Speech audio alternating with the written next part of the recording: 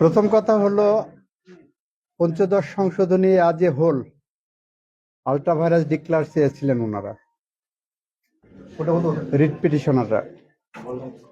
As a whole supreme court ultra vires বলেননি, তবে এটা as a whole ultra vires বলার মতো যে উপাদান 142-তে যে অবজেক্ট ক্লজ ডিসক্লোজ করেনি, এই কথাগুলো ওনারা বলে গেছেন। যে কারণে ওইটাকে অবিটার ডিকটা হিসাবে আমরা দেখছি যে কোর্টের অবজারভেশন, বাট রেশিও ডেসিডেন্টাতে যে কোর্ট বলেছেন যে এটা আমি as a whole ultra vires বলছি না। সেকেন্ড, উনি বললেন আর্টিকেল 7 এবং এ এবং 7B এই দুইটা আল্ট্রা ভাইরাস, কারণ এটা ধরে নিতে হবে দিস ইজ নন এস্ট, অর্থাৎ এটা আইনে ছিলই না, এরকম ভাবে ধরে নিতে হবে যে সংবিধানে এইটা ছিল না এইভাবে, that means void ab initio. তারপরে এখানে আসছেন কেয়ারটেকার গভর্নমেন্টের বাতিল, যেটা এই বাতিল করাটা অবৈধ হয়েছে, ওখানে উদ্দেশ্য পরিণত হয়েছে। এবং ওনারা রেফারেন্স হিসেবে বলেছেন গত 3টি নির্বাচন কিভাবে হয়েছে, কিভাবে গণতন্ত্র নির্বাসিত হয়েছে, কিভাবে আইনের শাসন ভুলুণ্ঠিত হয়েছে, কিভাবে বিচার বিভাগ অ্যাফেক্টেড হয়েছে, কিভাবে সংবিধানের বেসিক স্ট্রাকচার আঘাতপ্রাপ্ত হয়েছে, সেই কথাগুলো ওনারা বলেছেন। এরপরে ওনারা বলেছেন সুতরাং কেয়ারটেকার সিস্টেমটাকে বাতিল করাটা ওনারা অবৈধ ঘোষণা করেছেন। এরপরে ওনারা বলেছেন সংবিধানের একটা জায়গা ওনারা দিয়েছিলেন 44-2তে সরকার ইচ্ছা করলে যে কোনো জায়গায় হাইকোর্ট বসায় দিতে পারবেন, এটা অবৈধ। কারণ এটা 8th অ্যামেন্ডমেন্টের জাজমেন্টে ক্লিয়ারলি বলা আছে there shall be a high court division, there shall be a supreme court, there shall be the supreme court of Bangladesh. এই দি সুপ্রিম কোর্ট অফ বাংলাদেশকে আপনি ভেঙে চুরে টুকরা টুকরা করবেন আর সুপ্রিম কোর্ট এখানে বসে থাকবে, এটা মনে করার কোনো কারণ নাই। থার্ড, ওনারা বলেছেন রেফারেন্ডামের বিষয়ে সরকার যেভাবে সংকুচিত করেছিলেন, রেফারেন্ডামে জনগণের যে পাওয়ার, সেই পাওয়ারটা যেভাবে সংকুচিত করেছিলেন, সেই সংকুচিত করাটাকে ওনারা অবৈধ ঘোষণা করেছেন। This also hits the basic structure of our constitution, এইটা মোটা দাগে বলেছেন। আর অন্য যে বিষয়গুলো আছে সেই বিষয়গুলো ওনারা কিন্তু ইন্ট্রাভাইরাস আল্ট্রাভাইরাস কোনোটাই বলেননি। ওনারা বলেছেন ওই বিষয়গুলো পরবর্তী পার্লামেন্ট দেখবে, তাদের উপর ছেড়ে দিয়েছেন। ওইটার ব্যাপারে দে রিফ্রেইন দেমসেলফ, যে ওই ব্যাপারে আমরা কোনো কথা বলছি না। এটাও বলেনি যে ওইগুলো বৈধ, এটাও বলেনি যে ওইগুলো অবৈধ। ওগুলো পরবর্তী পার্লামেন্টের উপরে ছেড়ে দিয়েছেন, দে আর ফ্রি টু চুজ যে ওটা রাখবেন কি রাখবেন না। এটাই আজকের জাজমেন্টের জিস্ট। আজকের এই রায়ের ফলে তো দলীয় সরকারের অধীনে নির্বাচনী পথটা বন্ধ হয়ে গেল, এর ফলে কি হলো?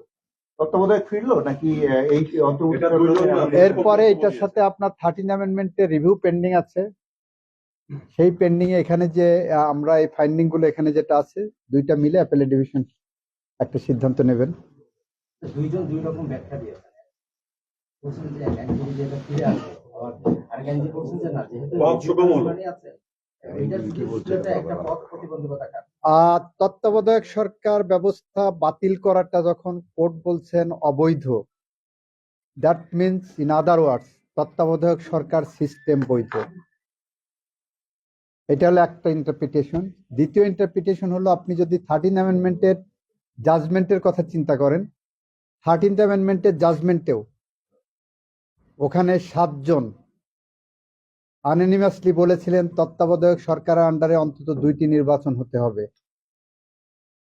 7 জনের মধ্যে আবার পরবর্তীতে 3 জন পোল্টি মেরেছিলেন। জ্ঞান পাপী একজন জাজ ছিলেন, খায়রুল হক নাম, উনি মূল জাজমেন্ট থেকে ডেভিয়েট করে 17 মাস পরে এই আইন আসার পরে, এই আইন জাজমেন্টটা দিলেন এই আইনটা পাশ হওয়ার আগে, জাজমেন্ট রিলিজ করলেন এই আইন আসার 17 মাস পরে। সেখানে যে উনি রায় দিলেন যে ঠিক আছে পরবর্তী 2টা নির্বাচন হবে, তবে পার্লামেন্ট ঠিক করবে কোন ফর্মে হবে। ওনাদের থেকে দল ছুট হয়ে সিনাবাবু বললেন যে না, আগামী 2টাই হবে কেয়ারটেকার আন্ডারে, তবে আপনার জুডিশিয়ারিকে বাদ রাখা উচিত। আর আগের 3 জন তো বলেছিলেন যে এটা তত্ত্বাবধায়ক সরকার বৈধ। খায়রুল হক সাহেবের সাথে তাল মিলালেন। ওই যে আর একটা নাম কি যেন বলে, আরে জুডিশিয়ারিটা ধ্বংস করে দিয়ে গেছে। এই যে মানিক সাহেব, না না না, জুডিশিয়ারি ধ্বংস মানিক যতটুকু করেছে, আবার জুডিশিয়ারিকে ধ্বংসের পিছনে মূল অনেকগুলো দায়ের মধ্যে সৈয়দ মাহমুদ হোসেন নামে একজন তো ছিলেন। জাস্ট এইভাবে কোট করেন, he is one of the most instrumental persons, যেই জুডিশিয়ারিকে ধ্বংস করে দিয়ে গেছে। ওপেন কোর্ট, এগুলো সাজা হওয়া উচিত। এইগুলোর কারণে আজকে বাংলাদেশে গণতন্ত্র নির্বাসিত, বাংলাদেশে মানুষ হত্যা হয়েছে, বাংলাদেশে খুন হয়েছে, বাংলাদেশে মানবতা বিরোধী অপরাধ হয়েছে, গুম হয়েছে, মৃত মানুষের বিরুদ্ধেও মামলা হয়েছে। তো এই জায়গাটায় আপনার তত্ত্বাবধায়ক সরকার ব্যবস্থা সংবিধানের সাথে সাংঘর্ষিক না, এইটাই মোদ্দা কথা। স্যার আরেকটা প্রশ্ন, সেটি হচ্ছে যে 13 অ্যামেন্ডমেন্ট নিয়ে যে রিভিউ যেটি রয়েছে অ্যাপিলেট ডিভিশনে, ওটার রায় যদি চূড়ান্ত হয়ে যাওয়ার পরে এই সরকার, অন্তর্বর্তীকালীন সরকার কি তত্ত্বাবধায়ক প্রতিষ্ঠা করতে পারবেন ওই বাধাটুকু কেটে গেলে? নিশ্চয়ই পারবেন, কারণ আজকে রায়ের মধ্যে বলেছে অন্তর্বর্তী সরকার সাংবিধানিকভাবেই বৈধ সরকার। আর্টিকেল 106-এ ওপিনিয়ন নিয়ে করা হয়েছে, এবং আর্টিকেল 106-এর প্রেক্ষাপটে অর্ডারের মধ্যেই দিয়ে দেন চিফ জাস্টিসের নেতৃত্বে যে ফুল বেঞ্চ, তারা যে 106-এ ওপিনিয়ন দিলেন, এটা কিন্তু সাংবিধানিক ওপিনিয়ন। আপিল বিভাগের সাংবিধানিক ওপিনিয়নে বলেছেন, রাষ্ট্রপতি ওনাদের কাছে বলেছেন, সংসদ ভেঙে দেওয়া হয়েছে, প্রধানমন্ত্রী চলে গেছেন, অন্য কাউকে ডেকে সরকার গঠন করা সম্ভব নয়। এই পরিস্থিতিতে রাষ্ট্রপতি অন্তর্বর্তীকালীন সরকার গঠন করতে আইনি কোনো বাধা আছে কিনা, সেখানে সুপ্রিম কোর্ট গোটা প্রেক্ষাপট বিবেচনায় নিয়ে সুপ্রিম কোর্ট বলছেন যে এটা বৈধ এবং সাংবিধানিক সরকার হবে। ওইটার সাথে তত্ত্বাবধায়ক সরকারের কোনো সাংঘর্ষিক কোনো পজিশন নাই। এই সরকার তত্ত্বাবধায়ক ব্যবস্থা চালু করে কারেন্টরা নির্বাচন হবে। এই সরকার যদি 13 অ্যামেন্ডমেন্টের রায়ের পরে আমরা দেখি, অবশ্যই তত্ত্বাবধায়ক সরকার আন্ডারে হবে, সেই ফরম্যাটে চলে যাবে। সেটা করতে পারবে? কেন পারবে না? অন্তর্বর্তী সরকার কি পারবে? নিশ্চয়ই পারবে। সংসদের কি প্রয়োজন হবে না এখানে? না, এক্ষেত্রে কি স্যার নতুন সরকার ফর্ম করতে হবে, নাকি এই সরকারটাকেই ওই ফর্মে মানে এটা কি রিপ্লেস হয়ে যাবে? হতে পারে? এই সরকারে রিনেমড হবে। যেমন আমি আপনাকে বলি, আপনার জেলা ও দায়রা জজের নাম শুনেছেন। একই ব্যক্তি যখন সিভিল মামলা করেন তখন তাকে বলা হয় জেলা জজ। ওই একই ব্যক্তি যখন ক্রিমিনাল মামলা করেন তখন তাকে আর জেলা জজ ডাকা যায় না, দায়রা জজ। এই ব্যক্তিগুলোই যখন তত্ত্বাবধায়ক সরকার সিস্টেমে ব্যাক চলে যাবেন, ওনার তত্ত্বাবধায়ক সরকার প্রধান, এবং এটা হবেন, লেভেলটা চেঞ্জ হবে। এটা সাংবিধানিক কোনো সাংঘর্ষিক কোনো জায়গা নেই, অ্যাম্বিগুইটির জায়গা নেই। অন্যান্য বার তো মামলার পরে দেখা যায় যে আমরা বলি যে আমরা জিজ্ঞেস করি আপনারা খুশি কিনা, পরবর্তীতে কোনো পদক্ষেপ নেবেন কিনা। এখন তো মনে হচ্ছে যে আর পরবর্তী কোনো পদক্ষেপের প্রয়োজন হবে না। হাইকোর্টের এই ফাইনাল আপিল বিভাগ, এটা রিট পিটিশনাররা এবং ইন্টারভেনাররা ঠিক করবেন। আচ্ছা, আমাদের কারণ রিট সংবিধানে তো এই সরকারের আসলে আচ্ছা। তাহলে যদি এই সরকারটা যদি ওই তত্ত্বাবধায়কে কনভার্ট হয়, সেই প্রক্রিয়াটা কেমন হবে সেটা যদি একটু ব্যাখ্যা করে বলুন। সেটা সুপ্রিম কোর্ট ডিসাইড করবেন 13 অ্যামেন্ডমেন্টের জাজমেন্টে, স্যার আমরা রিভিউতে।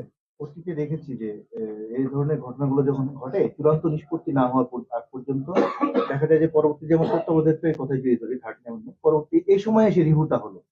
এখন এটা এই যে আজকে যেটা হলো, এটা কি স্যার পরবর্তীতে আপিল বিভাগে যাওয়ার সুযোগ আছে, নাকি যাবেন কিনা? কারণ হলো যে তবে আমার কাছে যদি আপনি ইন্টারপ্রিটেশনের কথা বলেন, আমি বলবো অ্যাপেলেট ডিভিশনের যে রিভিউ পেন্ডিং আছে সেইটাকে বাইপাস করে এই আইনে, এই রায়ের প্রেক্ষিতে তত্ত্বাবধায়কে ফিরে যাওয়ার সম্ভাবনা আছে। কেন আছে?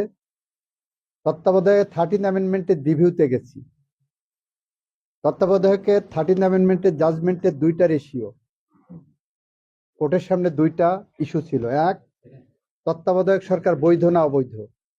ওই পার্টে 4জন বললেন অবৈধ, 3জন বললেন বৈধ তত্ত্বাবধায়ক। এই একটা পার্ট।